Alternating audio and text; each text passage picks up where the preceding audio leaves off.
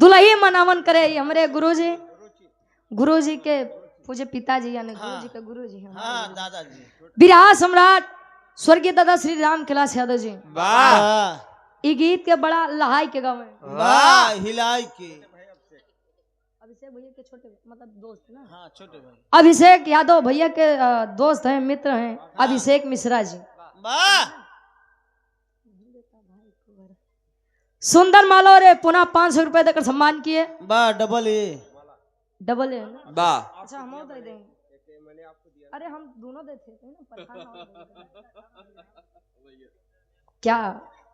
मुस्कुराहट है आपकी वाह क्या नुकसान है आप वाह वाह अच्छा वाह वाह ये तो जान मारा था वाह वाह भैया खुश रहे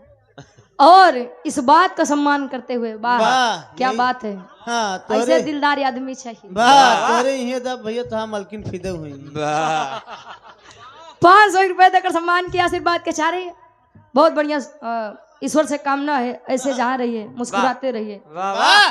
गुरु जी हमरे ई चचा के फरमाइश बा दुल्हिया मनावन करे कैसे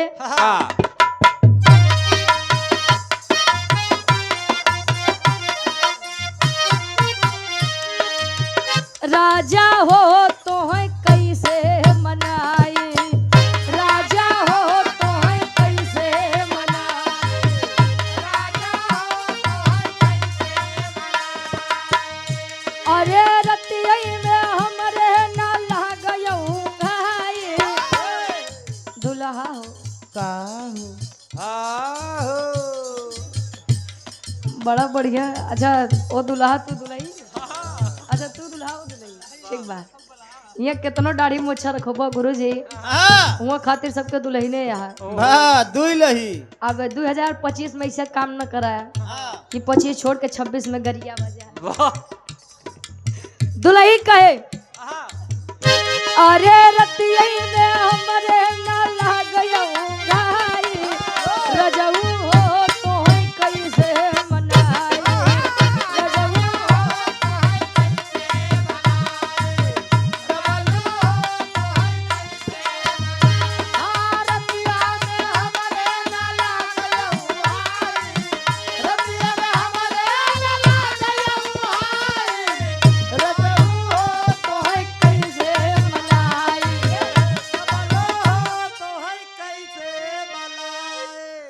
डब्लू हो नहीं यार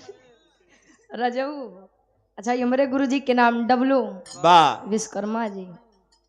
भगवान जी ए इज्जत से यार हाँ उनके मनावे के नहीं कहते हो बढ़िया से खुदे मुस्कुराते हैं गुरुजी दुल्ही कहे भलपनवा दयाई गए जवानी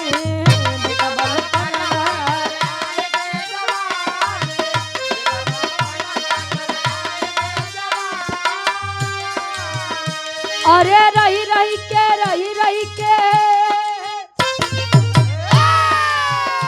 अरे रही के सजिया पे आवंगड़ाई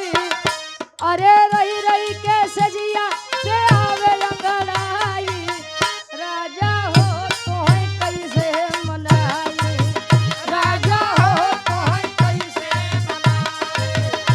राजा हो तो है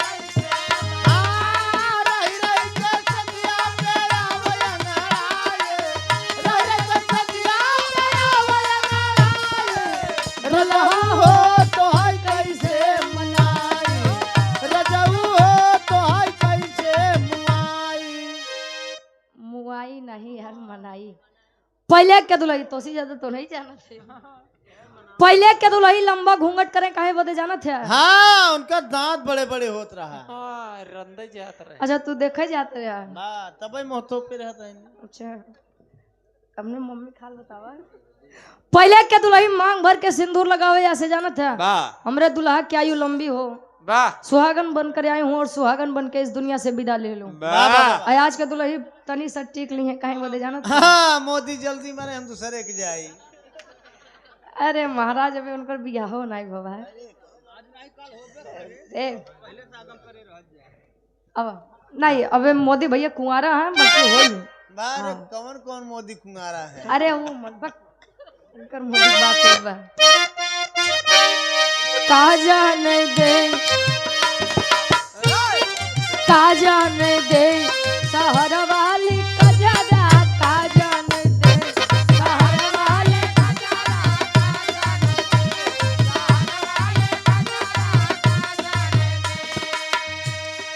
आन के बलमुआ के सेज पसुतावे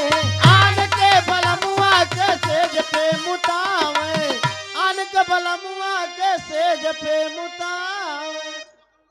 यार सुतावे यार सुतावे आन के बोलम मतलब हाँ आपन लड़किया अच्छा हृदय के गार्जियन जी सम्मानित आप त्रिभुवन यादव जी साउंड सर्विस भैया के लिए करनाईपुर से हमारे गार्जियन जी हाँ साउंड सर्विस है? ना ना ना त्रिभुवन भैया बा मिष्ठान भंडार वाले हैं। अच्छा मिष्ठान भंडार वाले ये सुंदर माला 100 रुपए देकर सम्मान किया आशीर्वाद के चारे की हम बच्चे अपनी कला में कामयाब रहे माई भगवती काम में दिन दुना रात चौगुना तरक्की दे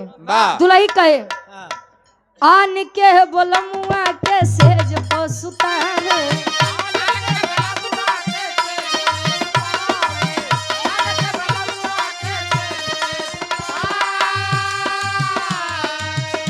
अरे अपने बोलम के बिछाए दी गोनरा अरे अपने बोलम के बिछाए दी गोनरा का जाने दे शहर वाली कजरा का जाने दे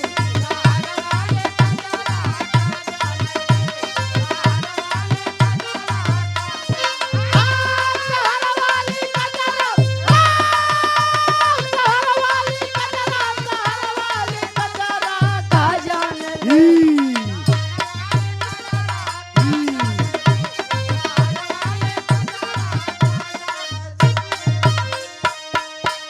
एक लाइन और आखिरी लाइन ई गीत के आन के बोलमुआ से हंसी हंसी बोले आन के बलमुआ से फांसी फांसी बोले आन के बलमुआ से फांसी फांसी बोले।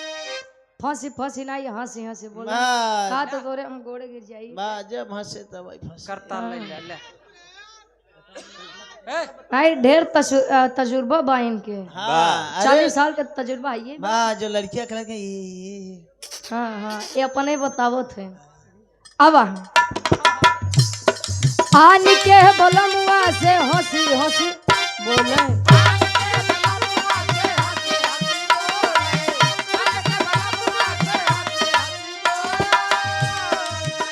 अरे अपने बोलम के देखा दी नखरा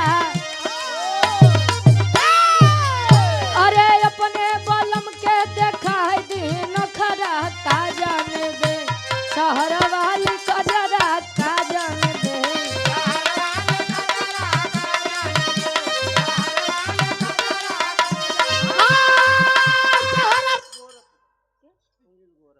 सुनील कुमार गोरापुर से वाह भैया हमारे गार्जियन जी बड़े भैया सुंदर माला और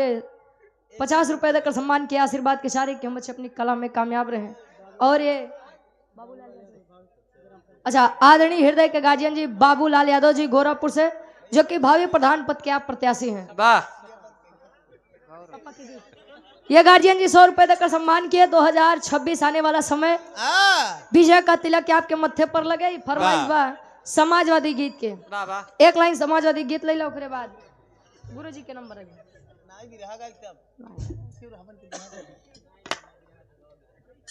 बारे हाँ